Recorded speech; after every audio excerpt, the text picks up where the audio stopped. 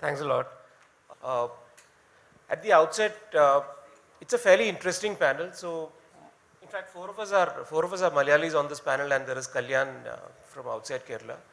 Although Afsal also works outside Kerala, and we just discussed this just before the panel when we moved into the room.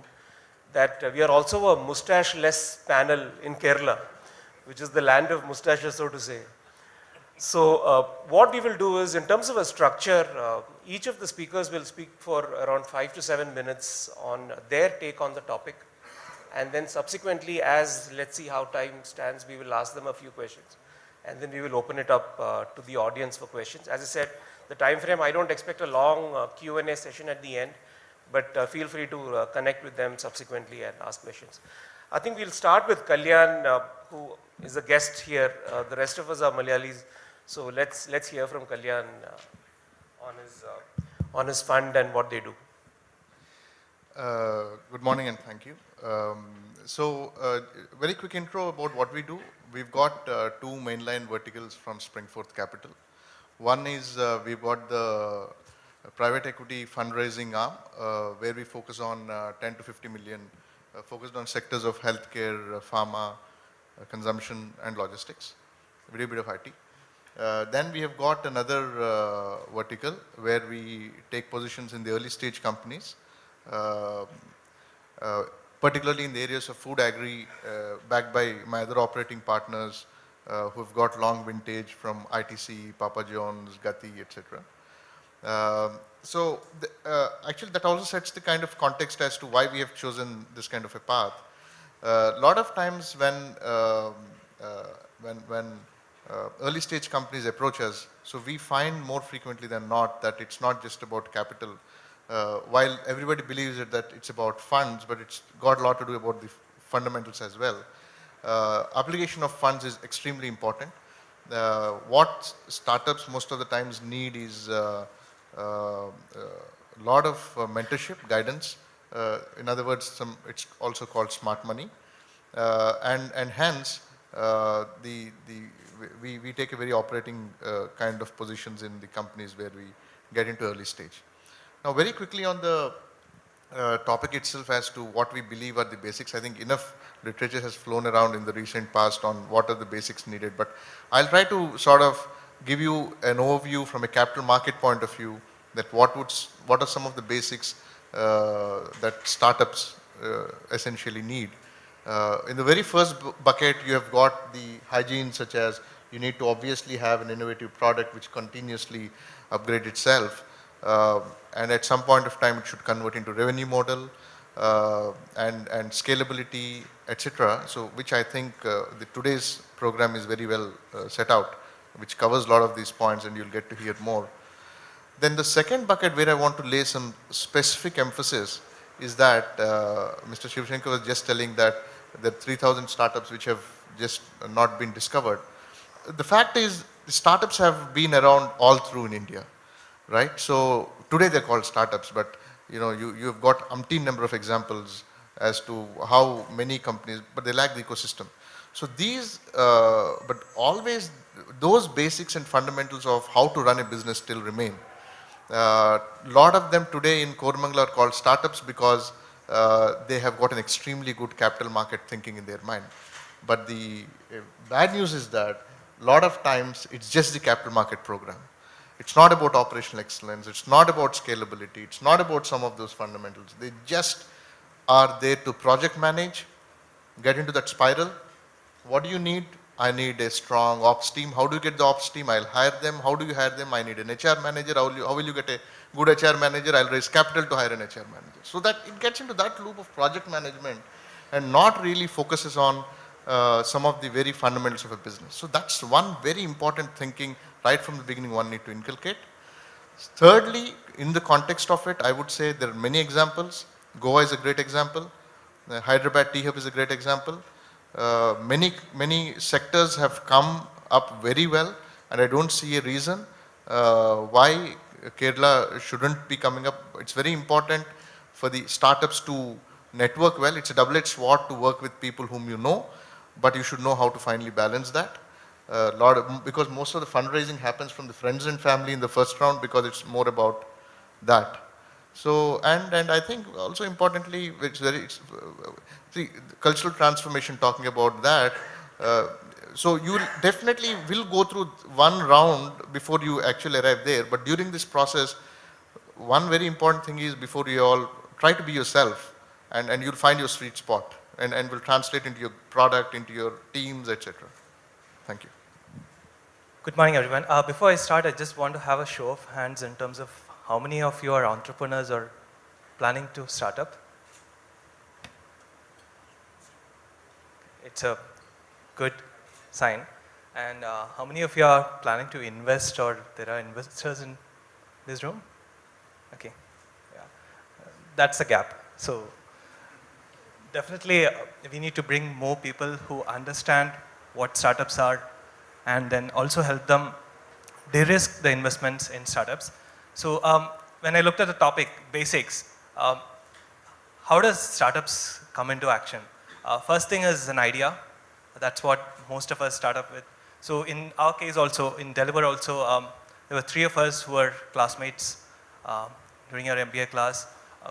Common bond was we were Mallus, so we used to spend a lot of time together talking about stuff which we can do. And basically, people who are from Kerala are very open to doing different kinds of trades. Traditionally, Kerala has been a trading community, even going back 1,000+ years. We used to be a very good trading post. So that's what every person who wants to start up in Kerala thinks about. What can we sell? So we identify products, then we identify people who can buy those products. So it's all about then demand and supply. You look at things which you can sell to people who need them. So we also started the same way. We identified that there was a need in terms of getting the neighborhood stores connected to the consumers in the same neighborhood. At that time, there wasn't any hyper-local player who was doing this. Even this word was not discovered at that time when we started in 2010. So we said that we will connect the restaurants and the bakeries and the grocery stores in the neighborhood with the customers. So that was the first idea. And then we started tweaking on it. We said that we will, because they don't have the expertise in doing customer service. They don't operate call centers. They don't know how to speak to customers. So we said that, okay, we need to set up that. Then we said that they don't have the expertise to go and do deliveries. They don't have that infrastructure. Maybe they have people who are doing it one-off. So we said we'll have to set up that as well. So we realized that we had to build that ecosystem for our suppliers to connect to their consumers. So in any marketplace, that's what happens. Even in case of a startup, maybe your customers are not aware of their needs, or there is a need, but it's not a burning need. But if you are able to give them a solution and also bring the options for those solutions closer to them, they would be ready to pay. So this idea, we wanted to make sure that it's not an idea which is not scalable. So we looked at the opportunities to scale. We identified various sectors where we can go into with this particular idea. It was about then delivering products as well as services. So we started with products. We said we'll do food, flowers, and all that stuff. Then we identified dry cleaning and laundry as a service. So that was not there. So it is about then saying that you need to be open towards the sectors which you want to look into, and also make sure that it goes through the same supply chain or the process which you have built. So that evolved into a product. When we started up in 2010, the word product was not assigned to what we were doing. That is what now everyone is talking about. If you go to investors, if you do pitch, they'll say, what's your product? So we realized that what we are doing as a service packaged into a process was what was called product in investor parlance. So we then started fine-tuning the product. The product is just not the service or the app. That's where most of the startups now miss out when they are going ahead. They build a very good app. They say that I have an iOS app and an Android app. It's not only about technology. It requires a lot of thought into building the backend. That is where it's like the tip of the iceberg. The customers only get to see your apps on the Play Store, or they experience the app when they are ordering. For example, in Big Basket, when you're ordering groceries, you just see the list of products and then you place the order. But there are at least 20 people who work in the backend to get that product packed and shipped to you. So that means you have to go back and set up that backend system, which involves, as Kalyan was saying, a lot of operational processes as well as people. So in most of the startups, that's where what I've seen is the founders are reluctant to get involved. You have to fold up your sleeves, get into dirtying your hands and learning how your customers want the product or the service to be delivered. So in our case, we were the first delivery boys. After getting out of IIM, working in companies like Philips, HUL and all, we were going and doing deliveries to customers, standing in front of their door, getting sometimes real bad words for being late. And in spite of that, we were able to understand the psyche of a customer from thinking from the shoes of a delivery boy. So that helped us bring in delivery boys and be very, very, very, very empathetic to their needs. That's how we were able to build a team of about 550 delivery boys in span of 4 years. We were the largest in that space when we sold out to Big Basket. Now this express delivery team, I have a team of about 2,200 delivery boys. We clearly understand the pains of a delivery boy and what the customer wants from them. So it is about then living with your customers. Just don't release your apps. You have to go and work with them, see how they use that. The last point which most of the startups in getting these basics right miss out is getting their finances right. When we talk about funding, all of us go and do pitches to investors. We are very happy getting positive response from investors, then we get in euphoria, then when you get a term sheet, you just hit cloud 9, you say that, wow, I've done it. And then you work on getting that money inside. Once the money comes in, what I've seen across most of the startups, even the glorified ones, is that they don't have a clue of how they're going to spend it, and then they recklessly spend. Unfortunately, that's the reason why most of them reaching the runway much before they could have gone with that money and then start scrambling again for funds, and then they look at cost cutting and all that stuff. So if you have got your basics right, unique cost of economics for every order which you do, every transaction which you do, if you got it right and you have very good tight control on your finance, maybe it's important for you to bring in a very good finance person into your team if the co-founding team doesn't have that skill. Because it's not your money, it's investors' money. You need to make sure that you are spending it really well and then giving value back to them. In the process, you would also obtain value, and that's what we were able to do, and we were able to successfully exit. Because we were not burning money. That also is a word which actually psyched me when I heard it for the first time. What's your burn? Investors ask. It's literally like that. You're burning money. So coming from a very I would say middle income family, burning money is something which we were not used to. All three of us were from Kerala and we have not seen this kind of stuff. So we did not even think about that in a way that we are burning our investment. We were very, very, very frugal, Spartan in terms of setting up offices, looking at what we need to give, how to make sure we build a team. So those are all the basic things which you need to take care before even you say that you have done a very good startup. So it's not only about talking about it, it's about making sure your house is clean, you are able to control it well, and at the same time motivate your employees and take them forward along with you. Good morning. So we've heard from the investor, we've heard from the startup CEO. Let me just put an incubator perspective into this. We are also a nodal agency for the government. So some of those points which they're really good points for me to quote tomorrow onwards, because there are some of these points where we get battered on. This is like getting your basics right, the hygiene factors, or you talk about the financial discipline, not to spread out too much before you do this.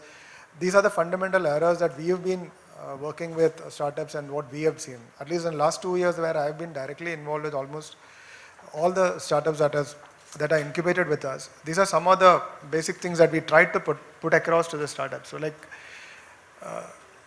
many a times we go ahead with this ambition of something, we call it as something like a CEO syndrome that which comes in. Then I've seen many of these startups spend too much on their hard-earned investor money or the They take loan even and then put it on to non-productive areas like furnishing your offices and stuff like that. Finally end up with a need of a second round of investment or not being able to pay their loans, and I've had people coming to me asking for the addresses of all those people. So there again, that part of the discipline takes care of it. So fundamentally there has to be a discipline, business discipline, as Kalyan was saying. The business basics remain the same. Whether we call it the cycle shortens or not, the business basics remain the same.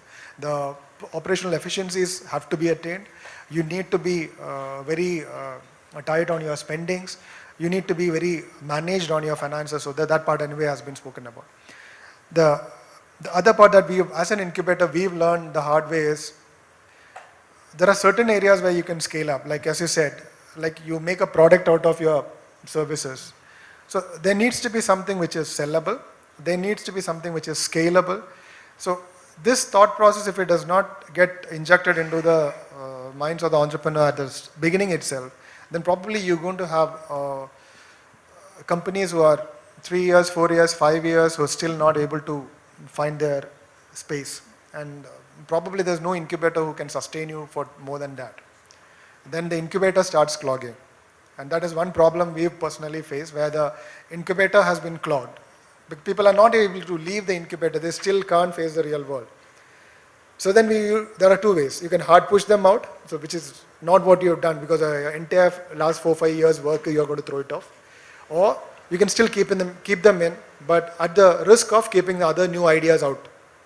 So that's a hard decision which the incubator will have to take. So now what we've done is we've put in a level of screening where we call entrepreneurs, we call investors into an expert committee, they evaluate it, and then put this ideas into it. It's not to screen out people, but it is to get the right tone in. So that you have these people always, the fire in the belly going, saying that I have a plan where I want to really take it forward. So to me, basics is like one, that the operational financial disciplines across. Second is the whole mindset of that I'm an entrepreneur, that I'm not working on everything to be supported on me. We might support because the government wants to create a entrepreneurial society. For various reasons, it is taken as a strategic decision. But then entrepreneur is a person driven from within and not from outside. It burns inside. So we'd like to see a person who is pushing him hard, and we'd like to support him, rather than we lighting the fire underneath and then he going along with it. And I think most of the crowd here in Kerala would have been listening to us time and again saying what we do in Kerala Startup Mission or the state, as a state government agency. The risk of repetition, but still I'll say that we are working with school students to create that DIY culture, or trying to create that scientific thing. The scientific tempo that was already there because of the Shastra Sahitya Parishad and other activities. We are now giving them more devices which they can play on. We touch base with them at a college level where we set up boot camps that are 137 already there. And the good thing that has happened is the Technology University has brought all these engineering colleges together under one roof, so we can have one place to drive the whole thing across. Entrepreneurship is now becoming a minor in the technical university, so the guys can take it as part of their curriculum. You don't have to break your course and do it. Some of the school dropouts have been excellent, but necessarily doesn't mean that you have to be a school dropout to be an entrepreneur. Corollary doesn't work every time. But of course, I'm not against it, but I'm also not an entrepreneur. That's why I'm in a government official seat rather than in an entrepreneurial seat. But that is one. We work with some of the corporates who help us create this ecosystem, like Intel helps us with the challenge, ENY helps us with creating an accelerator and running it. We work with funding agencies, like we have state funding agencies like KSRDC, KFC who are supporting the startups. We also work with other agencies who are willing to come over and have a look at our startups. Over the last couple of years, we brought in quite a few of those accelerators and VCs. They've seen it, and a lot of feedback that we get is, one, communication. Your guys are not able to present their product to us. They're not confident, they've not made it crisp. You're still beating around the bush. So that's one area of very hard facts that has been thrown across to us. Second is, you're not ready for it, or you're too old for it. And one of those guys came back and told me that if you are 3 months to 6 months, if they can't make a prototype or an MVP or get a first client this thing, then I think we'll have to have a relook at the whole idea. So I think this might vary, I'm not generalizing, but then these are the feedbacks that we have got when we exposed our people to various VCs. And of course, communication is one, the product readiness or the idea thing is one. The third is they have not thought of a business model, a proper business model. Now, these are the areas we have been trying to work with various mentors. We are trying to get people as mentors into it. And one-to-one, we are connecting them with the sectoral thing.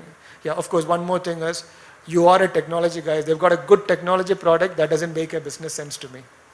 So the sector stands apart and the technology stands apart. So these are the few feedbacks we have. So our attempt when we've approached to all these agencies, like be it VC Circle or all the other agencies to bring in mentors is, can we look out for more mentors, more sessions where startups can get into these people, talk to them, probably get a few hard facts across their face, and then try and see that, okay, this is the way we can correct it. And the incubator definitely does not have all the answers. We have not done it ourselves, and because then I would have been running a business of my own. So we need people who have done the business to come and tell people, okay, this is the way I ran it, and this is probably the way you can find your way. I'd like to more listen to on this, and if there are any questions, I'll take it. So. Day before yesterday, I participated in an incubator mentoring session at the Rajagiri College. Rajesh was there, and so he'll have to forgive me if couple of things which I say he would have heard then. But I feel they are appropriate here. At that time, I was given, in my session, I was asked to say to talk about the knowns and the unknowns which a startup has to face. So what I said there was, the knowns are, it is very difficult to do business or to do anything in Kerala. That's known, isn't it? Everybody seems to know, inverted commas. Even your well-wishers tell you, go across to Coimbatore, or go across the border to Tamil Nadu. Somehow that is supposed to be a paradise, Don't do it here. A state where 10.5 hours load shedding is paradise. So across the border from Kerala, things are okay, things are better. And what is across the border? The World Bank has a study, ease of doing business study. 175 countries participate in this study. Last, I recall reading was India was ranked 148th. Below Rwanda. Have you heard of Rwanda? Some of you will recollect the genocide there, the Tutsi genocide. That's Rwanda. And in the ease of doing business study, India ranks below Rwanda. And that's what our well-wishers are telling us, saying, go across the border of Kerala because we are part of India, of course. We are also in the 148, by the way. So nothing much to really choose in that sense. That's what I want to tell you. First, get rid of this. So this thing, that there is some kind of place, somewhere else. We have that big problem here in Kerala. That you can't do things here in Kerala. My personal experience of the last 25 years is, you can do anything. You can build a world-class manufacturing organization in Kerala. I have done it, so I'm telling you this. And I had no miracles helping me, no great government support, nothing of the sort. I mean, not that there was no support, but what I'm trying to say is there's nothing special. I was not given a special exemption from Attimari and Nokukuli and all this stuff. None of those things. As much applicable to all the other problems which are supposed to afflict Kerala, just like the law of gravity, is applicable to all of us. So I think more than the known and unknown, I would say, another division is the problems which are out there and the problems which are inside our mind. And the problems inside us are the biggest hurdle, things holding you back as entrepreneur. We like to complain so much about so many things outside. You just go somewhere else. See the congestion, see the pollution, see the fact that just to get from point A to point B, you take longer time than to get from Trivandrum to Kollam. Okay. So it's so easy to externalize all problems and keep complaining about various things, but most of the time the problems are inside us. Mr. Sivalenka, I don't know, I wish, that he had more time to elaborate on what he said. So I said, to return to my Rajagiri thing, I was supposed to talk about the knowns. So the knowns are, it is very difficult to do business in Kerala. This is not the right place. You must go. Sensible people will go to Tamil Nadu or Karnataka or somewhere else. And what are the unknowns about Kerala? That actually it is one of the best places to do business. As I discovered after 25 years of working here. Whether it is manufacturing, whether it is services, whether it is any one of these services, this is one of the best places. Now why? In the introductory speech, somebody mentioned about the urbanization, and it was almost, we got the sense that this is a metro phenomenon. What is urbanization? The 2011 decennial census says India's urbanization is about 30%. Kerala's urbanization is more than 45%, higher than China.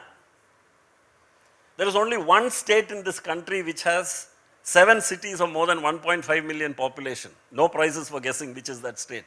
Kerala, with a population of 33 million, 2.5% the population of India, 1% the area of India, the only state which has 7 cities of more than 1.5 million. Now what is so great? Nothing great about magic number 7 or anything.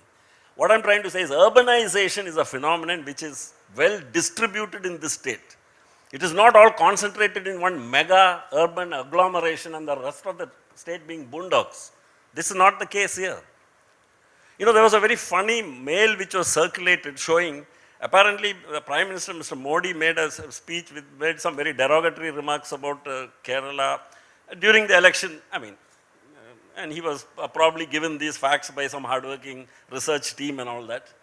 The unfortunate part of it was the comparison showed everywhere Kerala was about 18 positions ahead of Gujarat. Out of the 20 factors, parameters which were compared, in 18 of them Kerala was number one.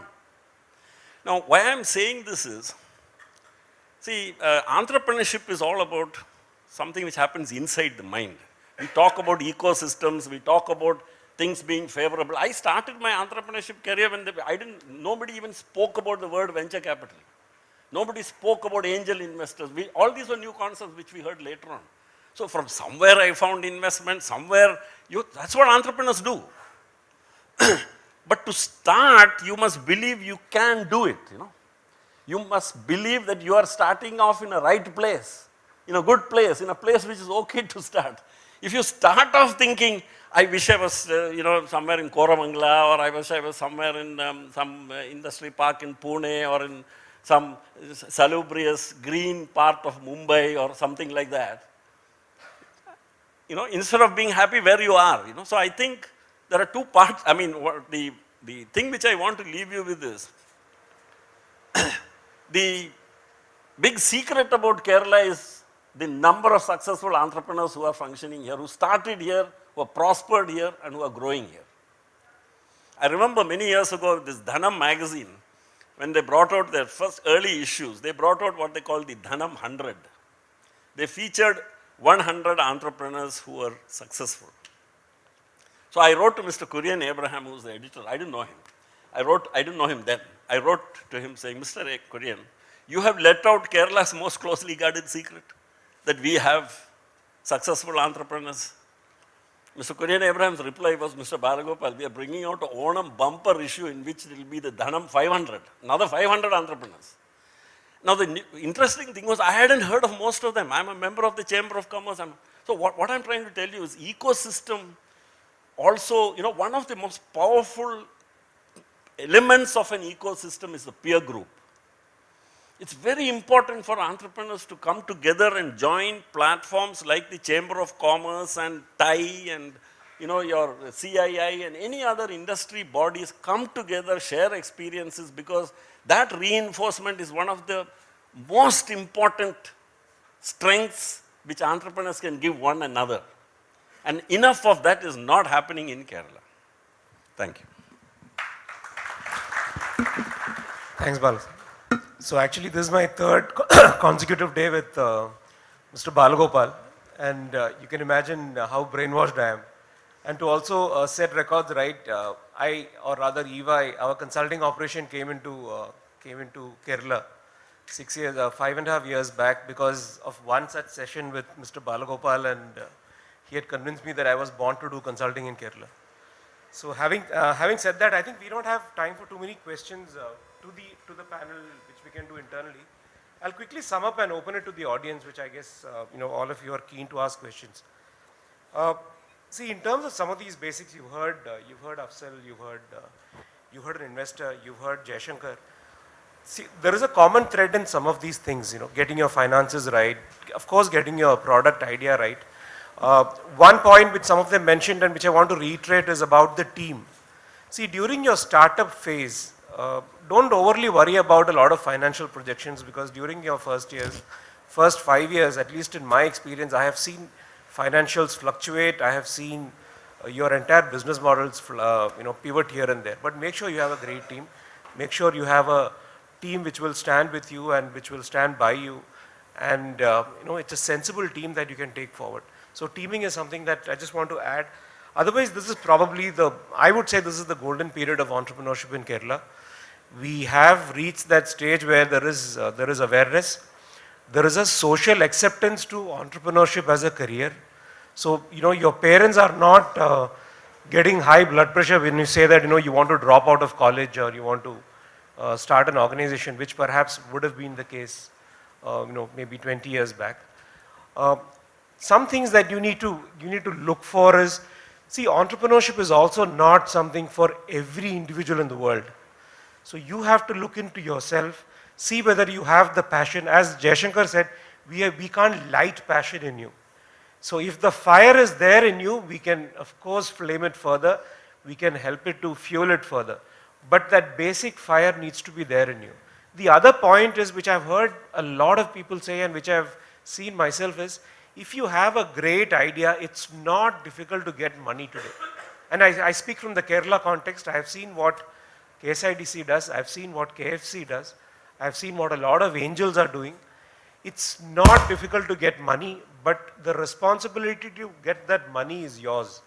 If the bank is not giving you money, part of that responsibility is your ability of explaining your idea, or rather your disability of not being able to give the potential of that idea. That onus needs to remain with you, and you can't blame the ecosystem for some of those things. Thanks. Thank you.